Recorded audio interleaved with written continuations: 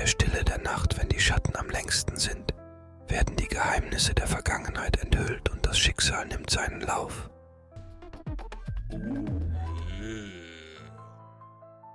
Die Kinder der Familie Wobble, Timmy, Lilly und Max, fanden sich nach dem Tod ihrer Eltern in einem trostlosen Heim wieder.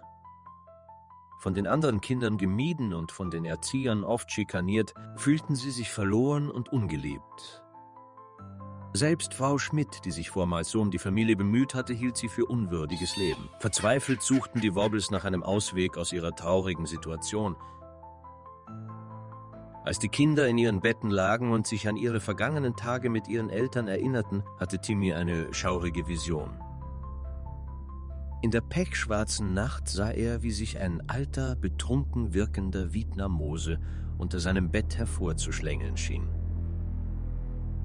Er flüsterte ihm geheimnisvolle Worte zu, in einer Sprache, die Timmy nicht kannte, aber dennoch verstand. Der Alte beugte sich an Timmys Ohr und flüsterte in einer alkoholgeschwängerten, rauen Stimme von einem alten Ritual, das es den Kindern ermöglichen würde, ihre Eltern wiederzusehen. Als Timmy im Zwielicht des Morgengrauens erwachte, durchdrang ein unheilvolles Schweigen die Luft um ihn herum. Vor seinem Bett erblickte er mit einem Schaudern ein kleines Fläschchen, dessen Inhalt eine düstere Aura ausstrahlte. Er spürte, dass dieser Traum von dem mysteriösen Vietnamosen mehr als nur ein Traum war. Sein Herz klopfte wild, als er seinen Geschwistern von diesem unheimlichen Vorfall berichtete. Entschlossen und verzweifelt entschieden die Kinder, das Ritual der düsteren Gestalt, die Timmy in der Nacht erschienen war, auszuführen. Sie wagten sich in die dunklen Gefilde der nahegelegenen Kirchenkrypta und fanden dort, wie prophezeit, einen Meteorstein, der wie ein unirdisches Grabeslicht schimmerte. Dieser mystische Fund erfüllte sie mit einer unerklärlichen Euphorie, während gleichzeitig eine morbide Faszination von ihm ausging. So schöpften die Kinder neuen Mut und stahlen sich nachts auf den Friedhof, um die Leichen ihrer Eltern auszugraben.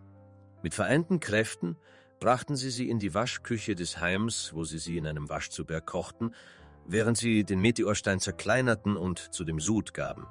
Innerhalb von Sekunden färbte sich der Inhalt des Zubehrs grün und begann geisterhaft zu leuchten. Eilig zogen die Wobbles eine große Spritze nach der anderen mit der Flüssigkeit auf.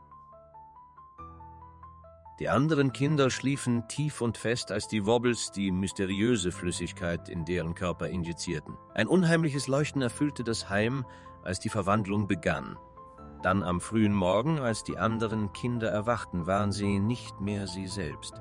Sie hatten sich in Klone der Eltern der Wobbles verwandelt, mit den gleichen runden Gesichtern, den breiten Lächeln und den üppigen Figuren. Verblüfft und verwirrt sahen sich die Wobbles um, als plötzlich ein fröhliches Lachen durch den Raum hallte.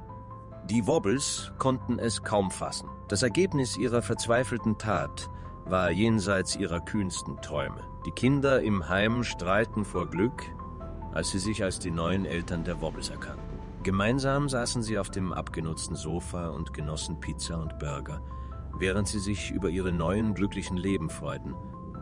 Und so lebten die Wobbles und ihre neuen Eltern glücklich und zufrieden in einer immer größer werdenden Gemeinschaft an Wobbles. Und nichts konnte ihre Freude trüben, denn sie hatten gelernt, dass die wahre Familie nicht durch Blutsbande definiert wird, sondern durch mysteriöse Steine und Rituale, die von Gestalten der Nacht geflüstert werden.